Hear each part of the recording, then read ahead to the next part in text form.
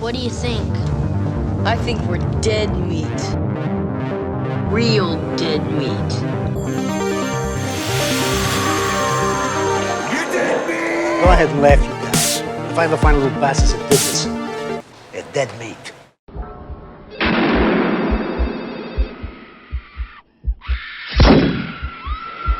Hey everybody, welcome back to What's Your Favorite Scary Movie, the show where I talk to people about their favorite scary movies. My guest today is WWE superstar Xavier Woods. Hey man! Yes, hey, what's going on, man? Dude, finally we get to work together. I'm so excited we get to do this. It's like, oh my God, we get to talk about scary movies. Let's go. Hell yeah, man. We met at VidCon last year. I got to meet you at a meet and greet, and we have some mutual friends too, so you knew of me when I was like, hey, I'm dead meat, marking out, so I wasn't too off-putting, I hope. But I've been wanting to work with you for so long because you are a fellow YouTuber. Yes, sir, I am. For those of you who don't know me, as you said so eloquently, I'm WWE superstar Xavier Woods, aka 1/3 of you boys, the New Day, the greatest tag team on the face of the planet ever.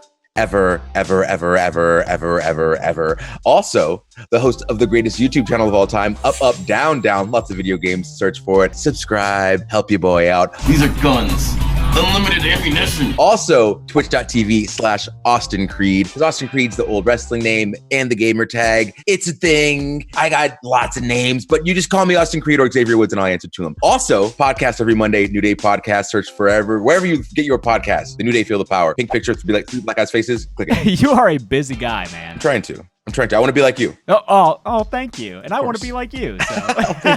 Obviously, you got a lot going on, but I want to know what your history with the horror genre is, because you just said you were excited to talk about it. So is it something that you've always watched? Is it something you got into later in life? I'm so excited. I've always loved horror movies. And what's weird is like, I'm super open about like my interest in, obviously like video games and wrestling are my two like favorite things ever. And I'm very immersed into those worlds. And I'm sad that I haven't taken the proper time to be immersed into the horror world in order to like know people and get like insights on cool things. But horror movies are I love them. I love them so much. So the first one that I saw, and the only reason I remember this is because I was finally old enough, Child's Play. That was my first scary movie, but that's like the first like not kids movie that I ever saw. And for whatever reason, my dad or cousins and uncles were just like, yeah, you can watch it, it's fine. And then I was terrified of that doll because my friend had like a replica one. And whenever I saw it, I would like freak out. I'd freeze in the hallway, like, and they knew it messed with me, so they'd put it in places, and I couldn't handle it. Don't fuck with the Chuck. That gave me a whole aversion to like porcelain dolls, and I was terrified of those things for a while. I like simulated fear. Yeah. So I like feeling like, oh my God, this is the scariest thing ever and I'm gonna die, but not really. So do you like roller coasters too? I do love roller coasters. I don't like straight down drops because most people feel like the pit, like your stomach moving around. Yeah. I feel that same thing, but a little bit lower on my body, so I really don't enjoy them. But yeah, I wouldn't say that I'm like a thrill seeker kind of person because obviously like wrestling's a big adrenaline junkie kind of thing, I guess, but I wouldn't go like skydiving, stuff like that. Oh, I just went skydiving. How was it? A couple months ago. Dude, it was the best. I think you should do it, man. It's real fun. It's the same kind of thing where it's like it's the simulated danger, and obviously there's more of a danger there. But like the thing that got me through it was that you go attached to someone, right? Mm-hmm. And the guy who I was attached to was like, yeah, this is like my 5th one today. Like it's just an everyday regular thing for them. And I was like, well, if they're doing like a dozen a day, then this isn't really, it's not a big deal for them. It's a lot of fun. It's just terrifying to me. I am a professional LARPer. I put on shiny pants and I fight my friends in cities all around the world, and it's the greatest form of art you will ever see ever. That's true. And that's one of the reasons that I like horror movies, because you get to go to this world that is creepy and scary, and you've got like monsters, or you're working with like possessions, or like historical, just like actual real stories of like horror, and like such an amazing world. You can watch a movie like Evil Dead and it's just covered in fake blood, just like pints of it, just gallons everywhere. And then you can turn around and watch something like as below is above, or so below as above, something like that. But you get it. So it's something that's a completely different vibe. Like there's not the fake blood. You're going underground and like, oh, underneath the Louvre, what's there? And it's like taking wrong turns in these corridors and being in these tight confined spaces. And then you can turn around and watch something like The Descent. So like all 3 horror movies, so they're in this one category and these crazy subcategories of like how you can be scared, why you're scared, and when you're scared. And it's like, I love it. I love that The Descent is kind of the middle Venn diagram circle of those 2 movies. Yeah. Because it's underground, but also covered in blood. Yes. That's why I was trying to find the movies like, which ones make sense? Yeah, no, I got you. I love The Descent. That's one of my favorites. It's highly underrated. But I asked people to pick their favorite horror movie. Hard question, and I know that it might change day to day, but for this episode, you picked Hostel. Yes, I did. And you also said that you had some last minute waffling about it, right? Yeah. So Hostel, I saw repeatedly in the theater. Oh, in the theater too? Oh, God, yes. If you make a product that I can pay money for in hopes that I get a second version of that product, I will see it as many times. And I will always bring people to the gospel. So I remember I was in college, I saw Hostel, and I said, who needs to see Hostel? Everyone. So I took people one by one to see Hostel in college. And each time we'd come back and they would say, why did you make me watch that? Yeah, when I watch Hostel, the first thing I think of is, oh, this movie's for everyone. Well, I mean, it's with the people that I hang out with. Sure. with my circle. That's the kind of people that I run with.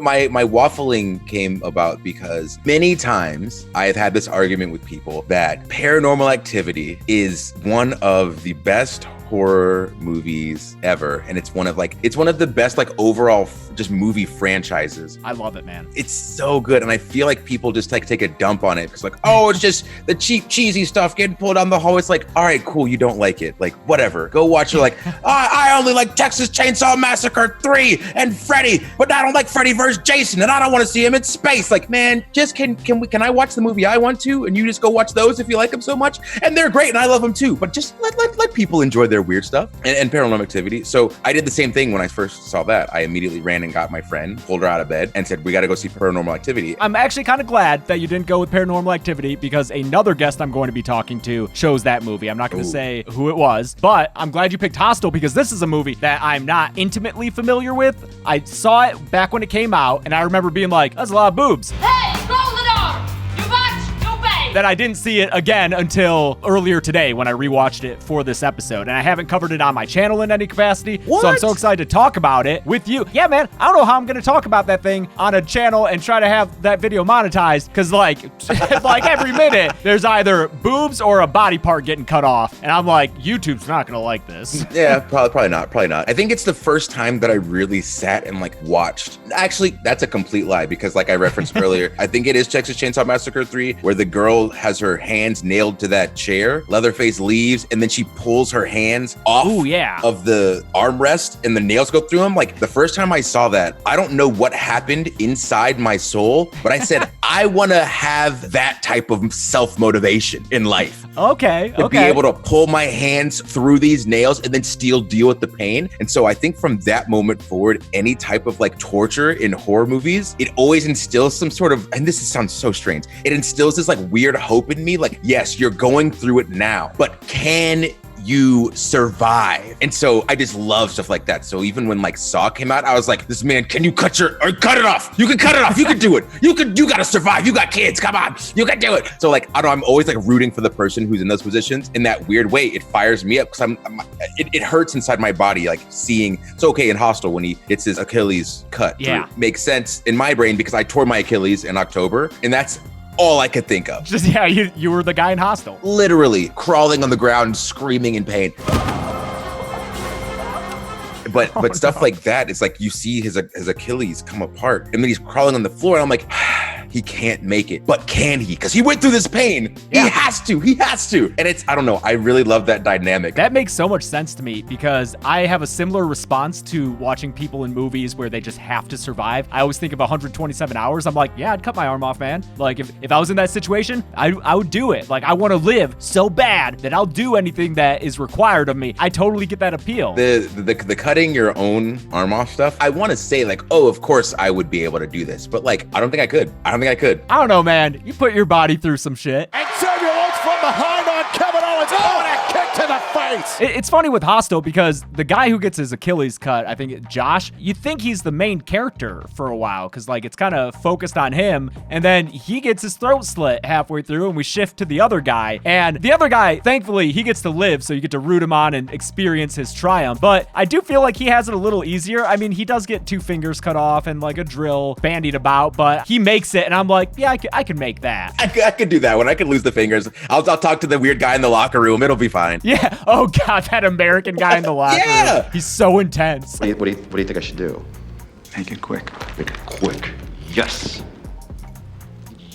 Yeah, no, fuck that shit. Fuck this too fucking American dude. I'm going fucking old school. The weirdest thing to me about the movie, and I guess it's one of the things that draws me to it, is I like when there's some semblance of like, this is probably happening. Because it's not something that I would ever think of. You know, my brain doesn't just go like, oh, there's probably people who have so much money and they've done all these things and now they want to go to a place like this. Like that's not a thought in like a normal human's mind, you know? And so now I'm thinking like, oh my God, is there someone who's watching this like, burn it down, get the paper shutters out, you know? And so there's this semblance of like, there's a possibility that this could be happening. And I have that same emotion with possessions and stuff like that. So Conjuring came out. I remember watching it thinking like, okay, this might be, okay, I'll watch it. And then you're like halfway through and you're like, oh, it's cool. And then they get to like the clap stuff. The clap man, yeah. Hey, wanna play hide and clap? I was in like 300%, like scared the piss out of me. Yeah. Like I was like, okay, this is where I want to be. That stuff, even in like that paranormal sense, like to me in my head, like I don't know what's existing in whatever dimensional plane that I can't experience. I don't know if something like this could actually happen. And so it freaks me out even more. And that's what I'm drawn to. I definitely buy into the possibility that the stuff in Hostel is going on somewhere in the world with rich people. There's so many rich people out there who probably get bored just doing everyday normal person stuff because they have all that money, you know? Yeah. So why not kill a person? Business is so boring. Insane. And it would be the most terrible thing on the planet, but there's some terrible people. Yeah, for sure. That's why it's so satisfying, I guess, to watch that guy escape and triumph in the end. Because, I mean, the guy's kind of a dick earlier on in the film. Do you see a single other person in here with a fucking fanny pack? All those guys are walking around acting like they own the place because they're Americans. I think there's a lot of interesting subtext about like American exceptionalism in there, because there's just all these lines about like, oh, we're Americans, we have rights. I am an American, I got rights. Get the fuck out! You fucking club sucks ass, bro! My American ass! You know, it kind of sets you up to dislike these guys because they're kind of assholes. Yeah. But then when he gets put in that situation, you can't help but root for him to get out of there. You've got to. I really like what Hostel does is after he escapes, it brings back everything that it introduced earlier in the film that kind of felt aimless at first. So you get the guy who first told them to go there, and the women in the hostel who directed him there, and the kid. He keeps running into all these things. When he sees the people who were conspiring against him and he just floors that car and runs them over, you're just like, yeah! So good. And their faces, yeah. To see someone get caught, you know? Yeah. It's so satisfying. Oh, it's so great.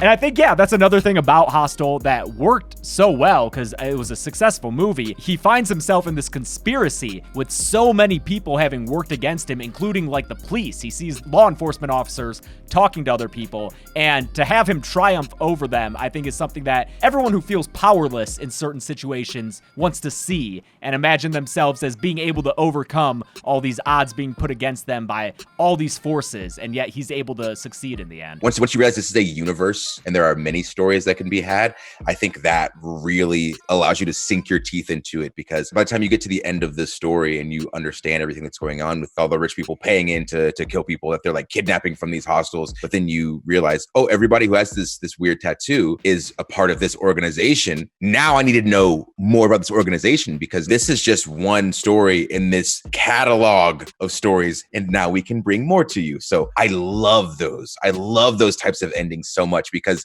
then you can just go wherever you want in the next ones. Yeah, you get the satisfaction of the guy who you know getting out of there, but then you're right, just like the next thought process is, oh, but there were other people who haven't. Yeah, let's see if they can do it. Yeah. And I know that this does have 2 sequels. I know Eli Roth did the second one, and I don't think he's a fan of the third, but I haven't seen the sequels, I don't think. Maybe I've seen the second one a long time ago. Are you familiar with them, or has it been? I know I've watched Hostel 2, but it's been a long time. I don't remember like freaking out about it and like loving it, but I might need to watch it again. Yeah, what year was that second one? Do you Hostel know? 2 came out in 2007. Oh, so right afterward, because Yeah. Hostel, the first one was 2005. And these feel very Bush era movies. I mean, they're so predicated on torture and just like graphic close-ups of these things happening that they feel very situated in that time period. The one that freaked me out the most was when the girl was like getting her face blowtorched. The eye. And her eye was hanging out, and for her to keep going, he just cut it off, and the pus came out. The pus. When the pus came out the eye, I was like, ah! Like so gross. But then it's like, again, in these situations, I was just trying to think like, what would I do? So like, okay, my face is half burned, melting, my eyes hanging out. I felt my eyeball get cut off. Like, but there's so much stimulation. Like I'm probably in shock, not feeling anything at all. I'm just kind of moving forward with this person that's trying to save me. But then when she looks at herself in the mirror or in the window at the train station and then just ends it, it's like, I personally, when I watched it the first time, I did not see that coming. I was like, they're all gonna get out. Even when I could see like, oh, she's gonna see herself and like freak out. Yeah. I didn't think that she would just jump in front of the train. And then I think immediately to the guy, like, this guy just put in so much work to make sure you got out of here, and you're gonna just end it like that? Yeah, that's actually the one thing where I'm like, wish that hadn't happened. Cause like, oh, so what? You look a little ugly. You've just been running around this whole time seeing fine, apparently. So hop on a train, go, you know, you get to wear an eye patch. You get to walk around like a pirate. That's fun. But I don't want to be a pirate. And yeah, this is one of those movies where, you know, Saw is considered torture porn as well. But that first movie doesn't show that much. There's not that much gore. No. Hostel, oh man, they are showing you close-ups of those fingers getting cut off, of that leg getting cut off, of just all this stuff, close-up shots of it. Yes. And I think it just goes to show that at that time, audiences were like, okay, let's see it. They wanted to see it. I still do. That's my jam, because I need to know that he had his 2 fingers cut off. I need to know this man got his Achilles cut. I need to know she got her face blowtorched. I need to know. So is torture porn like your favorite subgenre of horror? And I use that term loosely because I know that, you know, Eli Roth's not a fan of it, but those types of movies, the very graphic ones, are those the horror movies you're most drawn to? I would say so. I'd say those are the ones that get the most visceral reaction from me. And by visceral reaction, I mean that's when I'm like clenching my shirt like, and I don't know, I don't normally feel like that a lot in my regular everyday life. So I guess I would say probably, so this is weird because this is just the descent. So people in caves and tight places, anything where you're confined in like tight spaces, I don't like that because that makes my heart just race. I don't like spirit stuff. So like I'm drawn to watching it. It's just really interesting to me when stories are told well. I really enjoy like the way the Conjuring universe does it with like Annabelle, how everything has this very distinct tale that goes with it. And it's like, whether it's an amulet, whether it's a doll, whether it's an alarm clock, there's some sort of very specific possession story that goes with it. That stuff's really cool to me just because I like lore a lot. Yeah, and Hereditary does have that with Payman, who I think is an actual like being described in real life and part of some belief systems. It's always nice to have a movie where you can look stuff up and dive deeper into it. Yeah, definitely. Where the experience doesn't just end after the credits start rolling. Yeah, it's nice. Something that kind of sticks with you. Which, okay, so this is a weird story. So my mom really liked horror movies as well. She likes horror movies as well. And so when I was a kid, we would go and we were so excited, like beyond excited to see Blair Witch. And so when we watched it, it was done. And I'm whatever, like 11 or 12, whatever age I was. And I look at her and she looks at me and we're like, that was so bad. And we had that thought the whole time. But then the next time my friends said, hey, let's go play in the creek. Oh, nah, I'm okay. And then one day my mom asked me, she's like, hey, how come I haven't seen you like playing around like in the woods or anything anymore? I had to like be honest with her. I was like, remember how we said Blair Witch was bad? She's like, yeah. And I was like, I think it really messed me up. I think it may have been really good. And she's like, what do you mean? I was like, I can't go in the woods. Even in the daytime, I'm very scared. I'm very scared of these trees now. She was like, kind of scared too, man. So we're like, I think think Blair Witch was really good. I was gonna ask if like your appraisal of it changed. Oh later. yeah. Sounds like it did it right away. 100%. Do you believe in witchcraft? No. No? No, sir. Are you a religious man? Yep. Alrighty. One last thing, I don't know, I like to ask people if they have any favorite scenes or characters or lines, because we've kind of been discussing the movie in general, Yes. Hostel that is, but does anything really stick out to you? Anything that you remember from your first viewing that has just always stuck with you the entire time? Yes. Besides, what is it? Can it be my first trivia question to you about the movie? Okay, sure, we can move into that.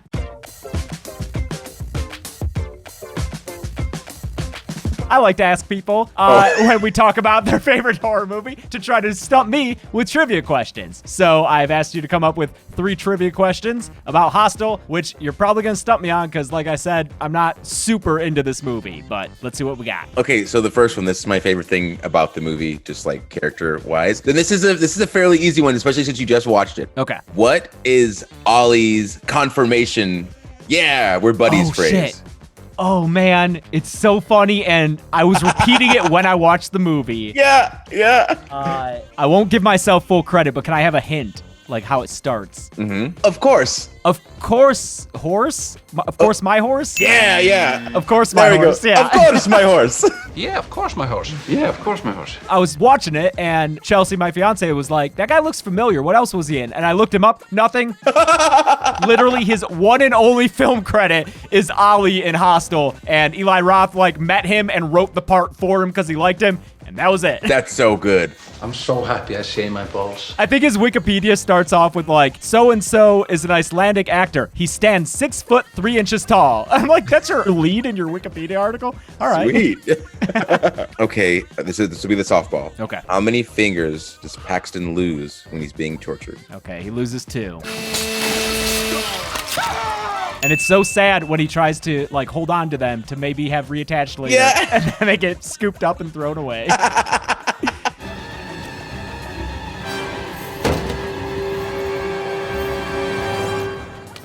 And at the end, when he takes the scalpel to the Dutch guy's fingers, I thought he was going to take those fingers and just like try to get those attached. But no, he left them there. Yeah, in Hostel 2, it's just those 2 extra fingers. Like slightly discolored fingers. Yeah. Okay, a little bit harder than the last one, but still lower on the scale. The Dutchman. Yes. What did he always want to be? Oh, he wanted to be a surgeon. Why couldn't he? Couldn't because his hands were shaky. Okay, there we go. I always wanted to be a surgeon, but the boards would not pass me. Can you guess why? Cool. I'll give myself 2.5 points out of 3. I think it's a great job. Thanks, man. Well, yeah, dude, it was so great talking to you about Hostel. Again, a movie that I don't get to talk about that often. And really, it was just awesome to talk to you in general. You're so charismatic everywhere, whether it's on the TV or on your YouTube channel or on the podcast. You're just a great, fun guy to talk to, man. Well, thanks, man. I appreciate it. Thanks for having me on. Yeah, anytime you want to talk horror, just let me know. We'd love to have you on the podcast sometime and talk about either how wrestling and horror intersect, because there is a large overlap on the fan bases, or like video games and horror, because I know that you're an expert on that topic as well. Yes, because people that love horror, I feel like, understand it is not just something that is produced and magically just placed in front of you. I feel like people who are legit fans of horror are fans of the makeup. They're fans of the soundtrack. They are fans of the set. They are fans of everything that goes into the movie. I feel like, you know what? I'm going to make a bold claim. Ooh. I feel like extreme horror fans might be the most specifics-based movie audience ever. And by specifics-based, I mean that they actually like know and understand all of the things that go into making this genre. Like, I feel like people who rep action movies are like, yeah, explosions and karate fights, and this is awesome. And I'm that guy. I got Jackie Chan right there. I love action movies. They're fantastic. I was wondering who that was. That's Jackie. That's my man. But I feel like people who love horror, it's a different level. Like, there are not action movie conventions. There are horror movie conventions. Why? Because there's so many subcultures in this culture of horror. But all of them who appreciate how how it comes together, can appreciate how wrestling comes together, because it's what horrors does, except it happens more than 3 times, almost every day of the week live. And we don't have time like TV and movies do to create these story arcs that like 15 people sit down in a room and make. Like wrestling fans can appreciate the level of it that goes into people that love horror, and people that love horror can appreciate the wrestling fans that appreciate wrestling for the same reasons. And then that all goes into video games as well. Yeah, I think support for that point is the fact that people like Tom Savini, a makeup artist, are huge celebrities in the horror fandom. Like, he's a makeup artist. Like, what other genre, except maybe sci-fi, they probably get pretty into stuff. But yeah, to have these like so-called below-the-line crew members who are dealing with effects and stuff, to have them be so well-known and appreciated throughout the fandom,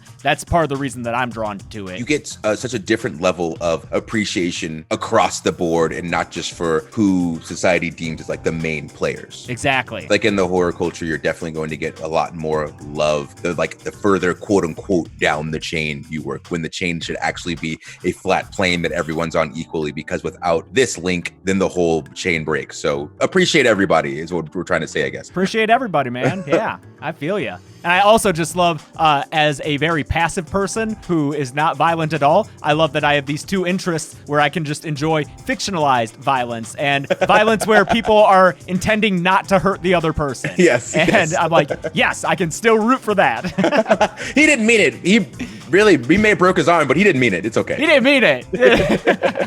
Well, again, man, thanks so much for joining me and talking to me. I hope we have more conversations like this in the future. Yeah, of course. Thanks for having me on, man. I appreciate it. Ooh, can I say a thing? Oh, yeah. Say a thing. Catch me on the socials. That's Instagram and Twitter at Xavier Woods, PhD. And remember, twitch.tv/Austin Creed. And check me out on YouTube, Up, Up, Down, Down. And check out podcast, the New Day podcast, every Monday. Search wherever you listen to your podcast, type in the New Day. Click the pink picture with the 3 black guys' faces on it. Thank you very much for having me. Follow me on socials, please. Thanks. Bye. Do all that, guys, and be good people.